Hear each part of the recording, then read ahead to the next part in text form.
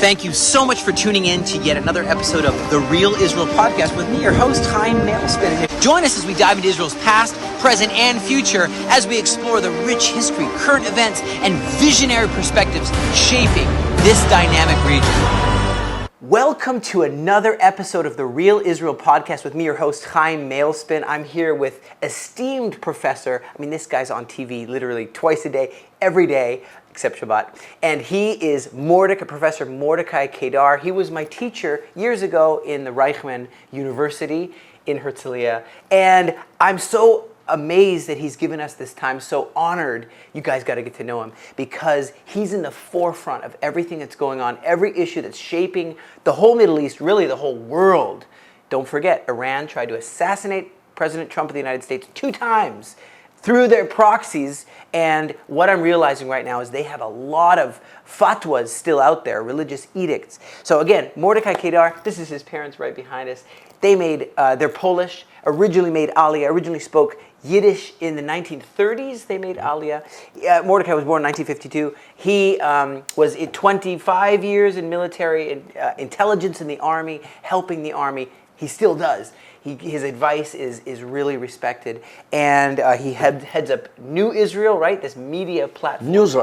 Newsreel, like news, Israel combined. You got to check it out. It really brings everything that him and other voices. It's an app. Everybody can download it and use it. You got to use it because it really gives you the update about what's going on, and it's everyday content and the best content that you need in a world of lies. Also, of course, we know that Mordechai has been not only serving the army, but he is like a political analyst, would you say? Political analyst. But I just want to jump to the fact that, isn't it funny how suddenly everyone wants to listen to Mordechai Kedar? Because you've been saying, watch out for Iran, there might be missiles, ballistic missiles. You didn't say exactly that, but how amazing is that we were able to survive Operation True Promise 1, 2, and 3, all these ballistic missiles filling the sky. And now people are saying we should have listened to you more. Look, missiles are very, very dumb weapon. Right. You launch it and you hope that it falls somewhere which you want. The navigation is very limited, and of course, if you shoot 100 of them, one will hit at least, especially if you are targeting a city. So wherever it falls, it will make a damage. There is a way how to navigate it, but it's totally inaccurate. So this is what they did. Israel, on the contrary, uses precision weapons, and this is how Israel succeeded to target the commanders of the army, of the Iranian army and the Iranian IRGC and others in their beds. The bunker, right? The whole bunker was taken out. Let alone the bunker, in their beds at home. Israel knew, and this is another question, how did Israel know that some unknown scientist who works on the nuclear program, his name, his address, what floor he lives, what apartment he lives, in which room he spends the night, and to target him in bed. Right. Okay? Yes. So, and it was not one, it was like 2 dozens. Yeah. In the first night. Yeah, even with Hassan Nasrallah, everyone thinks he's a famous man, but that means he's moved more. He's there, he's hidden. So how did we get him? It's amazing. For this you need, in order to have such an operation, you need more or less 3 things. One is good intelligence, which will give you all the details, especially where people are living. Secondly, good weapons and precise weapons, which can target the target and not the whole thing, and a leadership which will be able to use the weapons by decision. And a war, is something which you know how you start. You never know how it goes on, and you never know how it will finish. Right. It's the mother of uncertainty. One of the definitions of war. Right. And for this, you need a leadership which will bear the consequences. If it fails, it will take the responsibility. If it succeeds, everybody knows who did it. So, and this is what Netanyahu did. He took he made a decision, and there was an objection.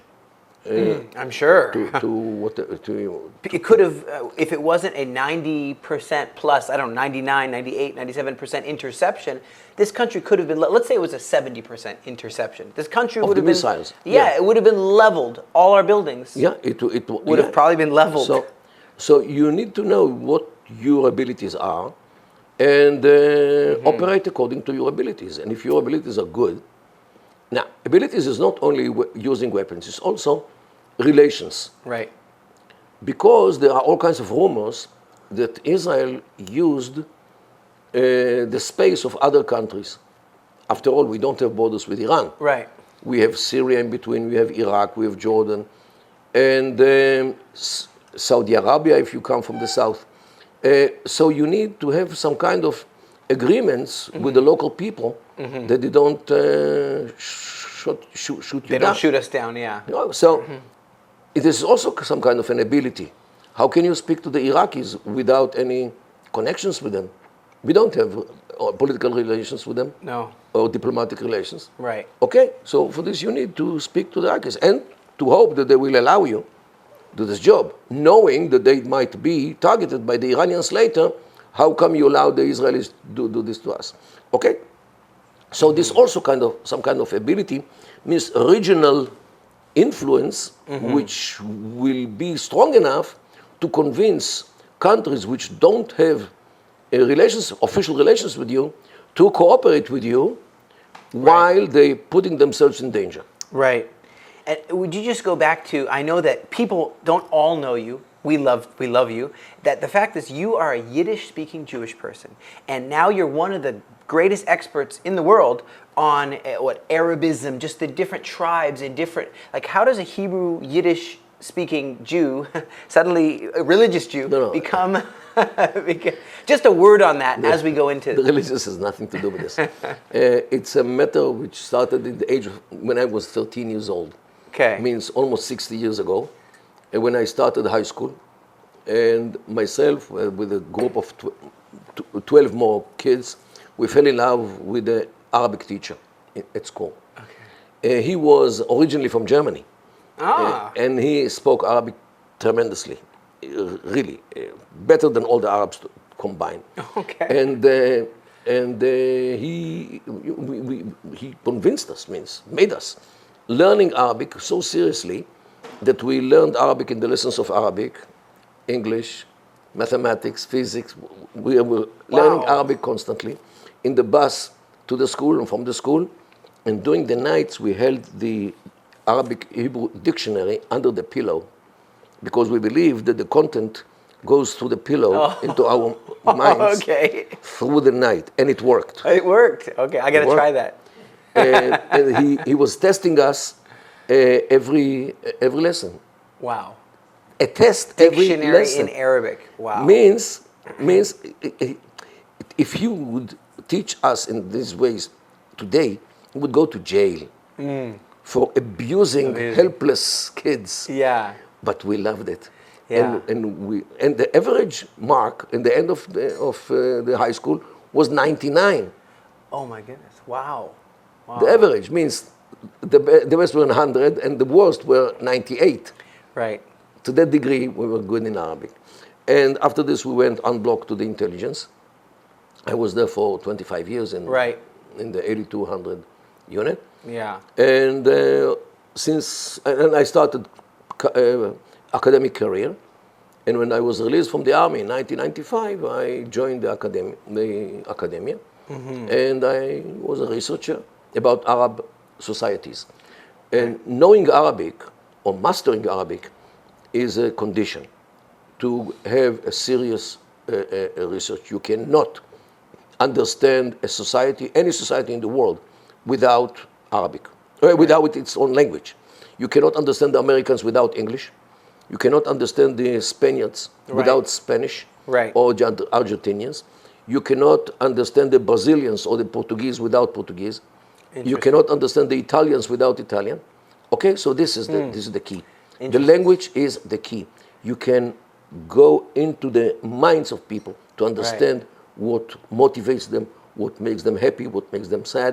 Amazing. And this is the one and only key. It's not enough. Right. You have to study the history, the religion, the culture. As you've done. You have to start, but the key is the language. Yeah. And since Arabic, I learned Arabic very well with this teacher, it enabled me and other researchers in Israel. And this is why, by the way, Israel is a bastion of studies about the Arab world and Islam. Right. Okay. Because first of all, we live in the crater of the volcano here in the Middle East.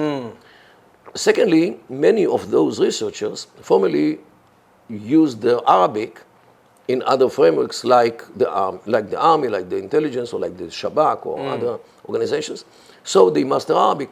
And I think that the percentage of researchers who actually master the languages of the Middle East in Israel is the highest in the West. There's no other country with such a high percentage of researchers who actually master the languages of the Middle East. I'm talking about Arabic, Turkish, and Persian. Right. For them, probably they look at it like Chinese. They see Japanese or Chinese script. It just kind of looks like I don't know what's going on there. That's probably how they think of the whole Islamic world, the whole Muslim language, the Arabic language. Look, the Arab world is somehow something like 300 million people. The Islamic world is 5 times as big as this. Okay. Is 1.5 billion, more or less. Yeah. Very, very much fragmented, both. Means you have all the array from most radical Muslims to most moderate Muslims who couldn't care less about Islam. And also the Arab heritage, which is shared by Muslims, Christians, Druze, Alawites, Yazidis, they're all in the Middle East, or they're all here in this region. Different religions, yet very much in common in their culture, mainly tribalism, clanism, and this is actually what brings us to the solutions. Right. And this is actually what happens today in the Middle East.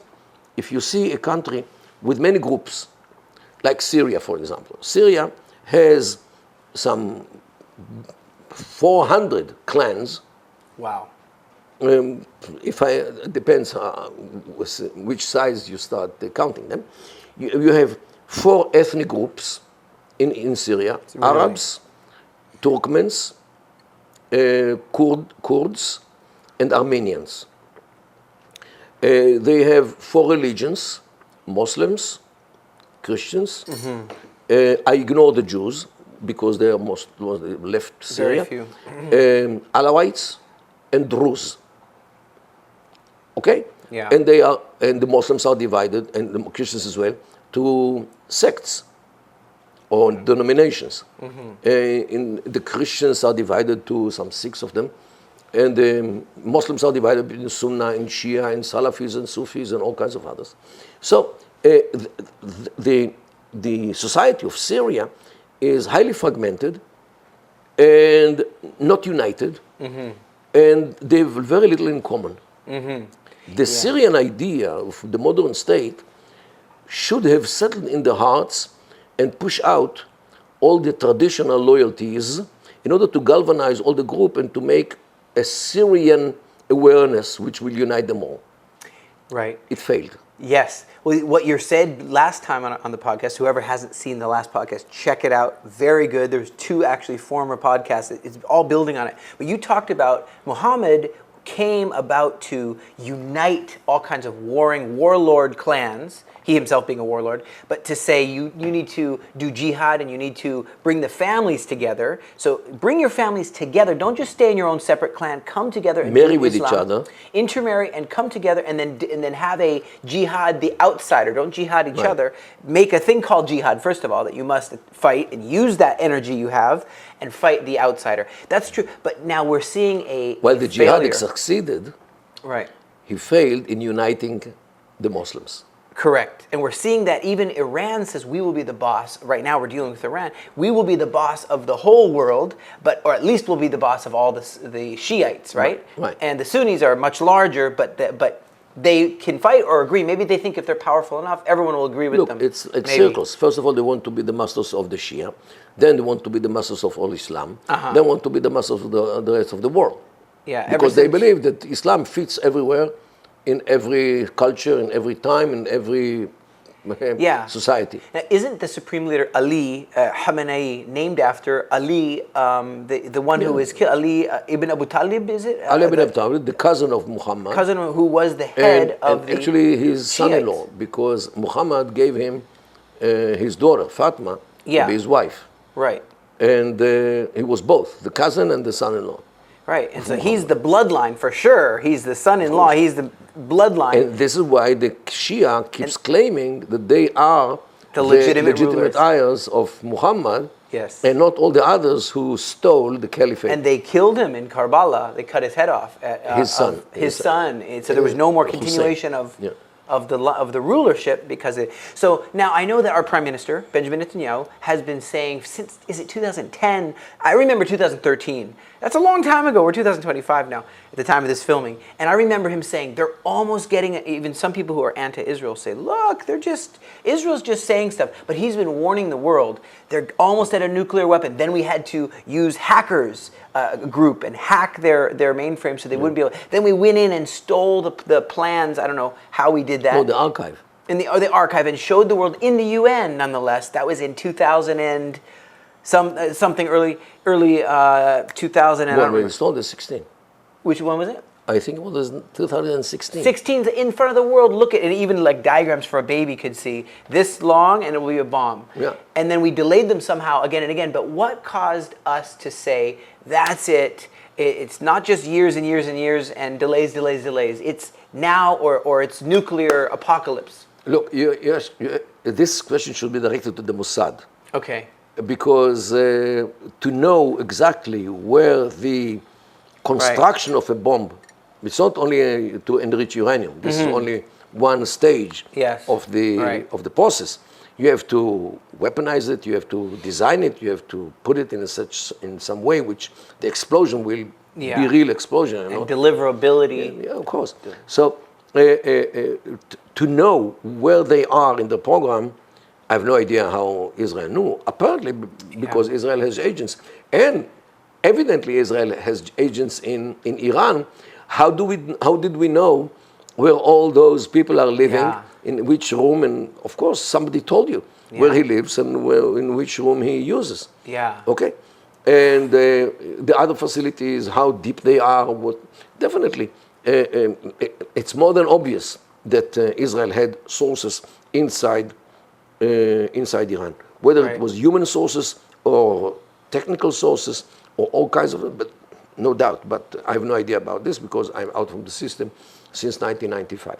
Okay. However, the fact that so many people in Iran collaborated with Israel, this actually shows how fragile this state is. Yes. How illegitimate it is in the eyes of so many people, because if all the Iranians were loyal to the regime, nobody would collaborate with the enemy, with Israel. The fact that Israel has so many sources, and it means that many are willing to work even with Israel, with a small Satan, in order to topple the regime. Yeah, that would be amazing. And this is actually I would say the weak point of the regime. The fact that it is viewed as illegitimate by the majority of the Iranians. Yeah, I know in 1979, when Ayatollah Ruhollah Khomeini came in, he was exiled into France. He was in the basement writing these letters. Right. And then when he came in, there was a revolution, and they toppled the Shah, who was friendly with the West, and sold oil. There was a pipeline to Ashkelon, right? I want that pipeline to come back. But there was this whole time where everyone thought, yes, he will do good.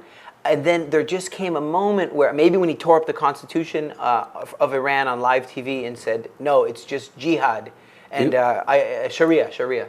Even the Iranians, well, most of them, did not know who Khomeini is. First of all, because the Iranian people are mostly secular. They're secular, most of them. I have some friends who are not Muslims in Iran who are Zoroastrians. Okay, fire worshippers. The ancient religion of the Persians before they were forced to embrace Islam, and they remained loyal to the original religion, the Zoroastrian religion. Right. They claim that they are at least 10% of the population. Okay. There are other estimates which say 2%. So the percentage of Zoroastrians in Iran is somewhere between 2 and 10%. And that's 10% is a big huge number. amount. But is that and they connected hate the Islamists. Right, but that's not a bloodline. You said there's religion and there's bloodline. So you said the Kurds, you said the Azeris, you said What we see today, Iran, is actually a remnant of the Persian Empire, which, at its biggest span, it was from Europe. It had Europe, all the way to India, right, into Africa, including this country as well in the 7th century. As it is said in Megillat Esther, in the Esther, Scroll of Esther, 127 city-states were in the big kingdom of Cyrus. Of Cyrus. Yeah. So, definitely. And they were here. Until today, we are finding all kinds of antiquities which were Persian because they were here. They were defeated by the Muslims, but definitely they had all. What you have today in Iran is a small part of this empire because today they occupied a Baluchi area in the southeast of Iran. The Baluchis are a nation which is divided between Iran, Pakistan, and Afghanistan. They also occupy part of the Turkmens, what today Turkmenistan is, which formerly was in the Soviet Union. They are part of the Azerbaijanis. Another part were in the Soviet Union, now today have the independent state of Azerbaijan with the capital Baku. They have part of the Kurdish land. And the Kurds, as you know, are divided between Iran, Iraq, Syria, and Turkey. And the Arabs, who are living near the Persian Gulf, or Arabian Gulf as they call it. And this was supposed to be another state named Arabistan. But the Shah, the former Shah, occupied it in 1925, exactly 100 years ago, and annexed it to Iran, or to the Persian center, along with Baluchi, Turkmeni, Azerbaijani, and Kurdish. And in between, there are many other minorities, Bakhtiaris, Luris, Kashkais, Mazandaranis, Caspianis, all kinds of others. Wow. Different languages, different mindset, different clothing, different food, different everything. And the idea of Iran was supposed to replace all the different ethnicities. Right. But it failed. It failed because people still define themselves as, not all of them, some of them do identify themselves with the state, yet there are many who do not. Right, but the Zoroastrians could be many of those groups, could be Zoroastrians, the fire worshippers. The Zoroastrian religion was shared by many groups. By many. So here's the thing, is you have this, these missiles that hit, and it was really horrible. Everyone was in bomb shelters, and we were able to do what I think is only a miracle. I think it's Jeremiah 23, I think it is, where it talks about the bow of Elam. Elam is another name, which was before Persia. In the south. In the south, or part of it. And part of the Ahwaz. Persians. There is a city named Elam. Okay, really? In the Ahwaz area. Wow. In the Arabic-speaking area. Yeah, near Shiraz or something near, in the south. And they consider themselves to be another nation, means the Elamiyin. Right. We've seen this miracle. Okay, the S-300s or S-400s of Russia, the defense missiles taken out beforehand, probably by the Mossad. 400 were taken out, the 300 remained and destroyed. Okay, so now... Already like a year ago. So the question is, what will happen to us here in Israel? Will we be under another attack soon? Do you think that they in any way have changed their minds and say, you know what, we need to go to Hudna. Hudna, of course, is the rest, the hold off on the jihad, wait, and build up your forces, and then attack again for another year or 2 or 3 or 5 or 10. What do you think? Well, in Iran itself, there is, I would say, debate today. What to do? To acknowledge that they failed, to sit with the Americans, to come to terms with the Americans, which will at least save some kind of dignity, and they will give up on the nuclear program, and they will postpone it to other times when Democrats will come or others, and they have time. And they have time. The Shia, anyway, they waited for 13 centuries in order to come to power, as they did in 1979, since the power was taken from them in the 7th century. So they have patience, a lot of patience. And there is actually a verse in the Quran which says that Inna Allah ma'as sabirin, means Allah is with those who have patience. Okay, Means He helps them to achieve their goal at some point. So there are people like this. Let's accept it. Let's sign whatever we can sign to save our, state and regime, in order to bring some relief to the people, some, to reconstruct all kinds of things which are destroyed, and in order to continue to be in power, because otherwise we might lose everything. Others say, no, we are not going to give up on anything. We are going to renew. China could give them. In secret our nuclear programs. We are not going to bow, and we are continuing in the same way. We'll continue to con the world and to cheat, and we are not going to give up. And these are the two major trends today in Iran after the war. Okay? In the modern Israel, yes. In modern Israel. So, who are these babies, America and Israel, to tell us, the Iranians, what to do and what not to do? They look at us from high and above. They could get a nuclear weapon from Pakistan. Pakistan is nuclear if they wanted. North Korea could hand them one ready. And this is what I mean. Yes. They, in my view, at least the radical side, are obsessed with this issue of nuclear weapon. This is a genie which came out from the bottle and will never come back. They will do whatever needed, either to buy people who will continue the job. And they did it actually in the past. In the early 90s, they bought Russian scientists who didn't find any work after the collapse of the Soviet Union. There were like 2-3 years when much of a chaos was in Russia until things started to be rebuilt. And many of the researchers of the nuclear program of the Soviets did not have a job. So they looked for jobs in other countries. Many of them went to Iran, and they started this whole thing. So they will buy people, and they will offer, sums that nobody can say no. This one thing. Secondly, they can buy components. Ready. They don't have to develop them. Thirdly, they can buy a bomb. A whole bomb. From North Korea, for example, or maybe Pakistan. I don't believe that Russia will sell them. But North Korea, if you give them money.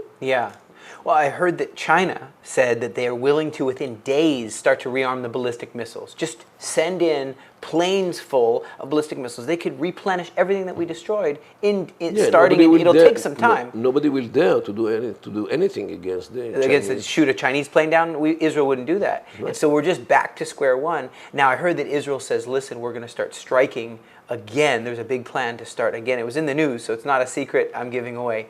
Maybe it could be only a testing balloon, which is sent maybe by the Israelis or by the Americans in order to convince the Iranians to come to negotiations before they face a bigger problem.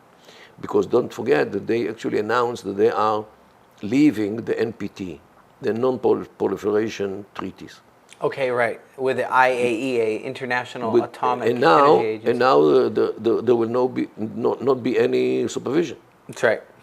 because they're out of the treaties. They know they want to enrich. So now, what? Will they agree to any other supervision, like American or Russian or whatever?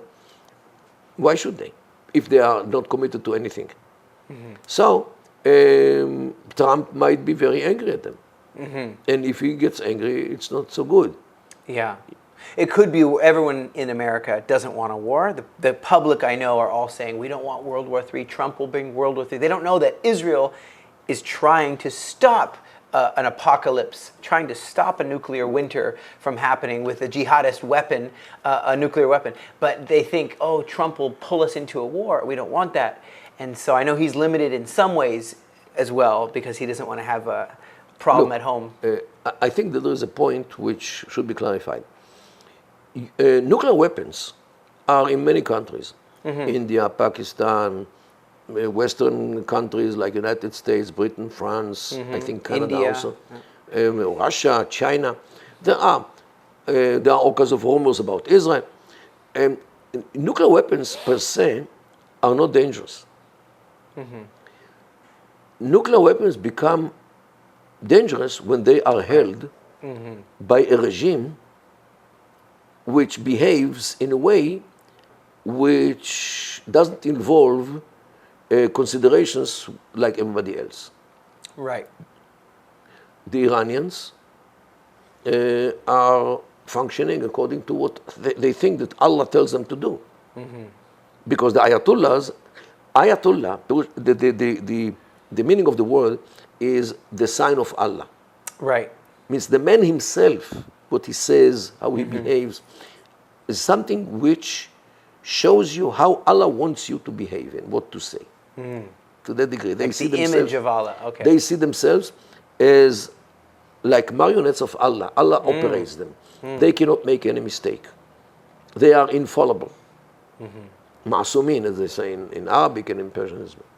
Means when you think that Allah controls everything, including yourself, and you hold to a nuclear weapon, what will happen if you think that Allah wants you to use it? Nothing will stop you. No reason. For sure not reason will not stop. And I know Americans say, let's make a deal. We'll give them a Starbucks. You know what? 2 Starbucks coffees. 3 Starbucks coffees. 1,000. They say 1,000. We'll give you also Wendy's and Denny's restaurants and Ponderosa Steakhouse. Very delicious. But you know what? They don't want it. Then nothing will convince them. They don't want your American dream. Because their considerations are divine considerations. That's right. And this is the problem. That's right. By the way, North Korea is in this class as well, because their considerations are totally inhumane. Right. Or inhumane, because this is how they treat their own people. Correct. And when a regime treats its own people in a bad way, you cannot expect that it will treat other countries' people Right. Indeed, in a a better way. So before we get into that, we're gonna wrap this up, because we're gonna come back in the next episode and talk about regime change, talk about the Shah, the son of the Shah, Reza Pahlavi, talk about the women of Iran who are rising up. What does that mean? Could there be a Iranian Revolution 2.0, the next Iranian Revolution? So tune in for next time with the wise professor, my professor, Mordechai Kedar. Thank you for taking this time. Pleasure. Fascinating to look deeper than surface level. Thank you for your time. Thank you for tuning in to yet another episode of the Real Israel podcast with me, Chaim Mailspin, where truth shines, dispelling the darkness. And if you found value in today's episode, please like it, comment, we want to hear from you, and subscribe. Click that notification bell and share it. Join the conversation and be a truth speaker for Israel.